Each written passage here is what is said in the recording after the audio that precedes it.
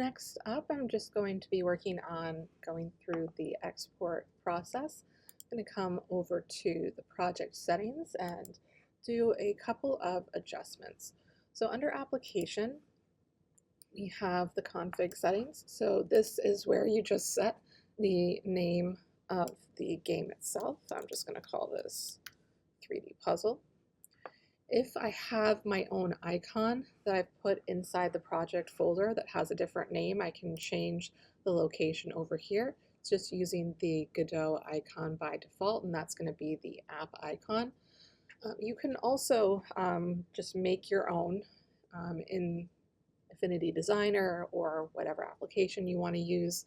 And if you save it in the right name and put it inside the root project directory, it'll overwrite the Godot version. So it's nice to have your own icon, but that's something that's just sort of a nice extra. All right, under the run settings, I want to specify which scene is the scene that I want to load at the start. So this is going to be my controller scene. So I'm just opening that. Now, under Boot Splash, if I want to have a customized loading window before the game actually starts, I can do that here. I'm just going to leave the default. It's not something that I'm going to take time to do.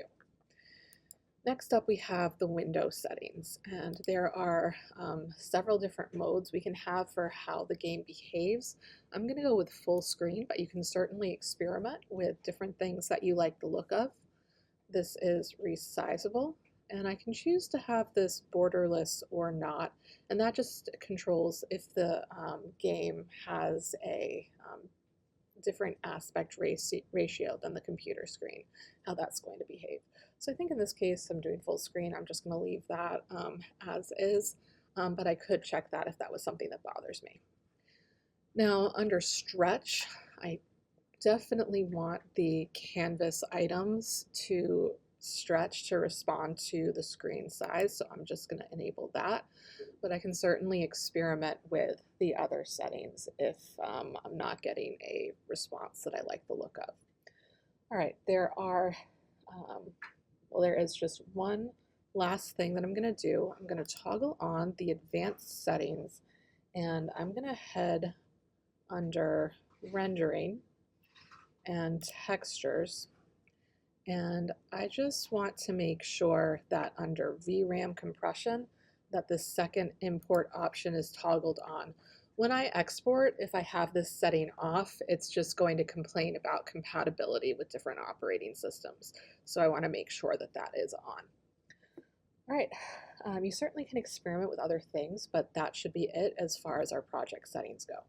So I'm going to close out from there, and I'm going to come back over to the project menu. I'm just going to click on export. Now, when I start, I don't have any presets to use, and I need to add one. So I'm going to click on add. I'm going to add macOS, and I actually need an export template. Now, if the network is really slow, you can ask me and I'll airdrop one over for you, but either way, you're going to click on Manage Export. And if download and install works, that's awesome. This is actually going at a pretty good clip for our network here. But there was also the file option in case you're installing something that's been shared with you instead of downloading from the mirror. Either way is completely fine. Just let me know if you need something airdropped.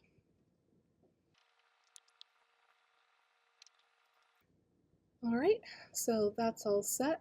And again, if you come over into this window, you're not able to install from here, you can just do the install from file. All right, so I'm going to just close out and go back over to the export settings. And now I have my macOS runnable. I can always add additional templates if I'm working with a different operating system or exporting for a different operating system. But in this case, this is the one that I'm going to go with. Notice runnable is checked on. I don't need the advanced settings. So there are a few things that I'm going to be adjusting over here. You'll notice there's this warning that it needs an identifier. So that's this little yellow thing over here. Now, if you had paid for an Apple developer account and you're going to be releasing something in the Apple App Store, then there would be a process where you would be able to get a real bundle identifier. We just need something in as a placeholder, and we're not going to be putting anything in the App Store, so we don't need to have a real number or a real identifier. So we can have this be whatever we want. So just something as a placeholder. We can all use the same thing. You can set a version number here. There's also an option to set a version number over in the project settings. I'm just going to set this as 1.0, and that is going to be it. So really the only thing that's important about changing here is setting the bundle identifier. I'm going to click on Export Project. Now I need to choose a location that this is going to export to, and I'm just going to export to the desktop so that it's easy to find. It's going to use this name, so I'm going to rename this descriptively. And there is this export with debug option. And if I'm doing a final version of the game that I'm sharing with other people, I'm going to turn this off. And if I'm checking the game out, doing some troubleshooting, I want to have this on. So the first time you export, you do want to export with debug on in case there's a problem. You'll notice that there are several different options here. We specifically want the DMG when we're working on Mac, but you can also leave it as all recognized and it should work just fine that way as well. So I am going to save, and now I'm going to come over and see how this went. So when you open the DMG, you'll notice there are two files. We have the puzzle game itself, and then we have this shell command file. This is running the debug version. So if I double click over here, it pulls up this terminal window, which is going to show the debug or any warnings or errors. My game is opening in full screen because I changed that setting.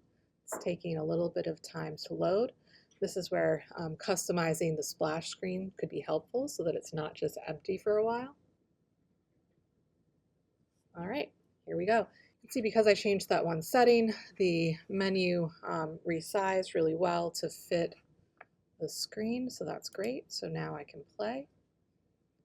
And let's see if everything is working as expected.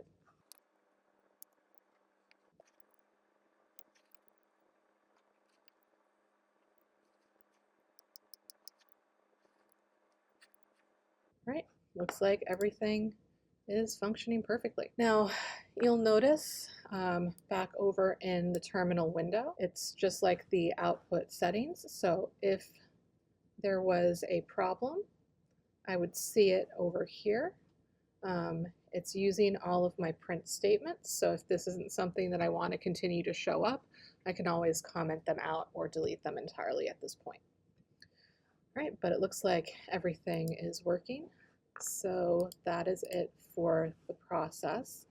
And when you submit, you're going to be submitting the DMG. If Google Drive doesn't let you submit that automatically, you can just right-click and compress and share the zipped version. And that is it. We've successfully made a game.